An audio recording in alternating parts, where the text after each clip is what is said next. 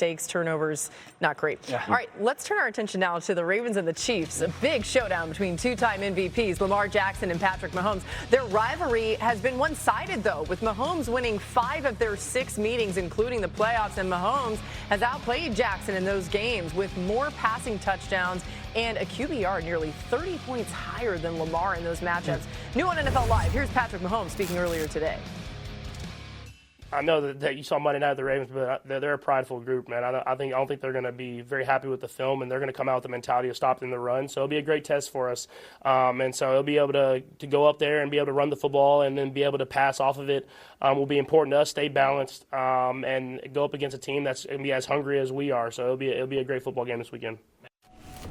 Yeah, it's not the start KC was hoping for, but Hawk, is there something in this Chiefs offense giving you hope for a turnaround this season? I like what I've seen from Tyquan Thornton in this offense. Yeah. And they're trying to figure things out, right? But he provides an element that this offense is so desperately needed for the last probably 3 years, which is a legitimate deep threat. There was probably 3 different times in that last game that should have been big-time plays. And you've seen it spark throughout the season. But once they get on the same page, which they will, I love this version of it where they reverse the TD call, then the very next play they go back deep to him again. What that gives Patrick Mahomes is when Xavier Worthy comes back, he kind of probably assumes the Hollywood Brown role. Yep. And when Rashee Rice comes back, now you have your do-it-everything receiver. And now you have a receiving corps that truly gives you weapons and options down the field, intermediate and short, and they could still go score touchdowns in any way he decides. Again, the Chiefs have desperately needed that over the last couple of seasons. I think they're a bad matchup for the Ravens defense, though. I do, because I think the Ravens defense is built to play coverage. They've got 5 first-round picks. Even though Jair maybe not fully healthy yet or playing up to his standard, they still believe that their coverage unit can go with anyone. So I just think the weakness of this defense is what the Chiefs aren't good at right now and aren't willing to do it. It's just run the football. Now, if you just watch their runs and take Patrick's runs out, the runs that have been successful is when, at least when they're in the gun, one back power, meaning down block, down block, down block, and you pull that backside guard. I think one of the things is not having their tight ends be a huge part of the run blocking has to be a part of it. So maybe it's a 6th offensive lineman. And then really the under center thing that's been good is what we call split flow, trying to get everybody to flow one way and you cut the backside of the defensive line. Them to win this game, I really think they're going to have to commit to and do well running the football in between the tackles. Those 2 runs would be the way that I would do it. And again, I would implore them. I would entertain bringing a 6th offensive lineman in at times just to maybe help with getting that run started. Because that's not Kelsey's game, and that's not Noah Gray's game. Yeah, maybe they can just watch the film from Monday night, because the Lions did exactly what they needed to do to really expose the vulnerability of this Ravens defense right now. With no Nnamdi Madubuike, they are incredibly thin up the middle. And I got to tell you, Monday night there was some concerning tape from a number of guys that you think of as game changers for the Baltimore defense. How about the Lions on Monday night? They had 207 rushing yards between the tackles in just that game alone. The Ravens have been bad between the numbers, both defending the run, but also in the middle of the field, defending the pass as well. Roquan Smith did not look like the player that we are accustomed to seeing him be on Monday night. If I am the Chiefs, and they don't have the personnel the Lions do, maybe along the offensive line in totality, maybe the running back room, but at least you got to give it a shot, because I just don't think the Chiefs' offensive formula of whatever that was on Sunday night, even in a victory, I think it's a great opportunity for Kansas City. I really do. I think it's a great opportunity for them to say, we can do this. I wonder if we can. Because if we do, gosh, then okay, we can get into a better place offensively. Well, you don't know how long Nnamdi Madubuike is going to be out, but not playing in this game, maybe the next time they see him down the road, they will have him. So maybe it is the chance to do it while this Ravens defense team to do it against, dealing with some injuries too. All right, we're just getting started on NFL Live on this Wednesday. Glad you're with us. Jerry Jones says there's nothing personal between him and Micah Parsons, but did Micah get that memo? Hear what the All-Pro has to say ahead of Sunday's matchup. This coming in today. Plus, is no Mike Evans no problem for the Bucs? Well, one of us thinks they've already got a guy who can be like Mike.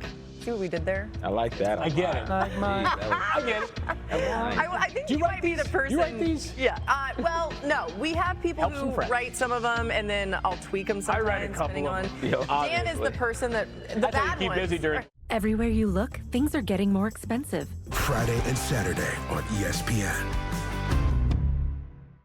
This tale is about to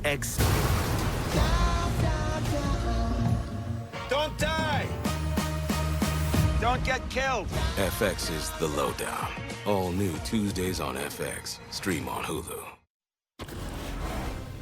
This coming Monday, we got 2 Monday Night Football matchups. The Jets and Dolphins scoring off at a special start time at 7 Eastern on ESPN and ESPN Deportes. And Bengals-Broncos coverage begins at 8 Eastern on ABC. They're also available on the all-new ESPN app, so you can watch both. That begins, of course, at 8 if you're watching both. All right, new on NFL Live. Here's Commanders quarterback Jaden Daniels speaking to the media moments ago. I mean, he's Terry. He does what he does. He makes big plays, but, you know, we kind of was dealing with that throughout training camp. So we very much have the next man up mentality. We're confident other people make plays. All right, so Hawk, an already hobbled Jaden, now potentially no Terry. How troubling might that be for the Commanders against Atlanta? It's going to be very troubling, but specifically for Cliff Kingsbury, who is putting together a hell of a campaign for it to be the first call made to anybody who has a head coaching vacancy, because he was able to put up 41 points without Jaden Daniels. Now you take away Terry McLaurin. If he can still show that this offense is as good as it's been, everybody should be on his phone. Oh, I love it. All right, the sound keeps rolling in on this Wednesday. Here's Jags quarterback Trevor Lawrence addressing the media this afternoon. You're not always going to play your best as an offense, but it's how do you respond and find a way this week against another good opponent to go out there and play better offensively and just be more consistent, better on third down. Obviously the penalties, you know, throwing, catching, passing game, you know, we gotta clean up, we gotta be sharper, and then make the corrections in the running game and, you know, move on. But I think that's the key, is just getting better every week. Dan, the Jags squeezed out a win this weekend against Houston, but the offense still looks shaky. What's going on in Jacksonville? One, they got to catch the football. They lead the NFL in drops right now. Unacceptable with a unit like that. Trevor's talking about throwing, catching. You know, that's a big problem right now, and these aren't difficult catches that should be getting made. I think the second thing, and you heard Trevor talk about it, is cleaning it up. There's got to be more details in their pass game.